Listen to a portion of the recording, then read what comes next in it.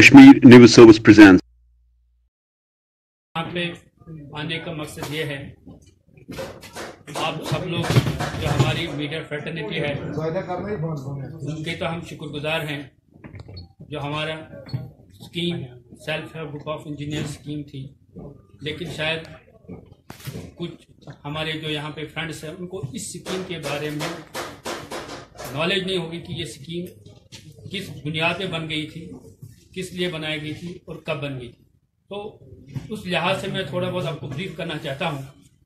ये स्कीम 2003 में बन गई थी, क्योंकि आप लोगों को पता है अनएम्प्लॉयमेंट रेट जो यहाँ है हमारी स्टेट में, यूटी स्टेट में, वो साल ब साल यहाँ पे बढ़ रही है।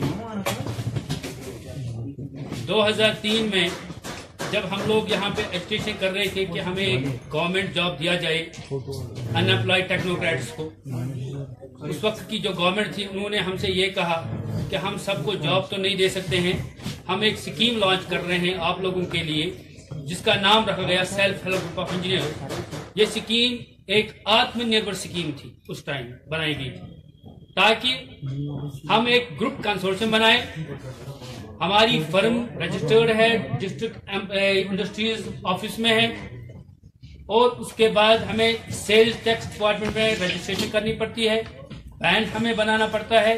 ये सारी जो इसमें हमें ये करनी पड़ती है, जो भी फॉर्मेलिटीज करनी पड़ती हैं थ्रू द एम्प्लॉयमेंट डिपार्टमेंट, ये सब कुछ हम उस वक्त करते आए।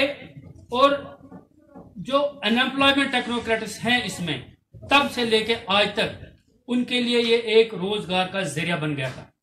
वो कभी कोई अगर 1500 रुपए पे सेल्समैनशिप करता था, उसने आके वो छोड़ के इस स्कीम को ज्वाइन किया। अगर कोई हमारा भाई आउटसाइड काम करता था जिसको वहां पे और यहाँ पे उसको अगर स्टेट में अपने होम में कोई प्रॉब्लम थी, उसने वो जॉब छोड़ के यहाँ पे आया, अपने घर में बैठा और इस स्कीम को ज्वाइन किया। तो आज तक इस स्कीम में तकरीबन कम से कम 10,000 लड़के एंगेज्ड है। लेकिन ऑल ऑफ अस इसमें कैबिनेट बाज़ाब्ता कैबिनेट गाइडलाइंस बन गई है, जो कि गवर्नमेंट ने बाज़ाब्ता कैबिनेट गाइडलाइंस है इसकी। लेकिन 2020 8 अगस्त को अचानक से इस स्कीम को 2 लाइन से स्क्रैप किया गया, without any reason, without consulting any stakeholder of this scheme. ये हमने उस टाइम उसी वक्त हम सड़कों पे आ गए और आप लोगों ने भी इसको उछाला।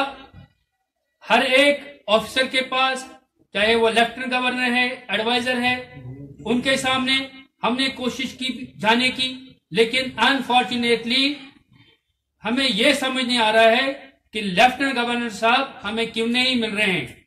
क्या उनको शायद इल्म है कि ये जो हुआ है ये गलत हुआ है?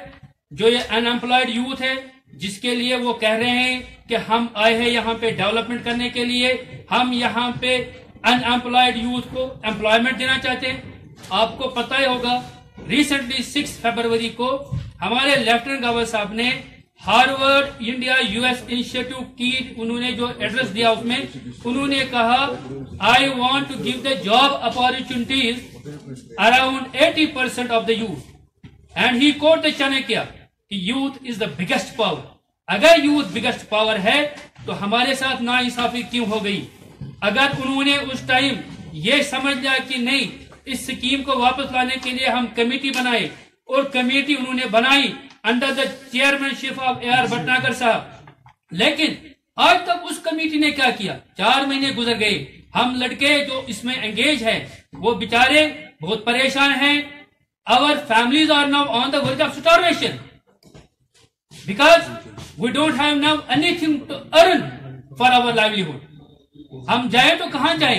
हम लेफ्टिनेंट गवर्नर साहब से हमें अपने जो हमारे यहाँ पे प्राइम मिनिस्टर ऑफ इंडिया है, होम मिनिस्टर ऑफ इंडिया है, उनसे आपके माध्यम से अपील कर रहे हैं कि इस स्कीम को मेहरबानी करके आप as early as possible restore कीजिए।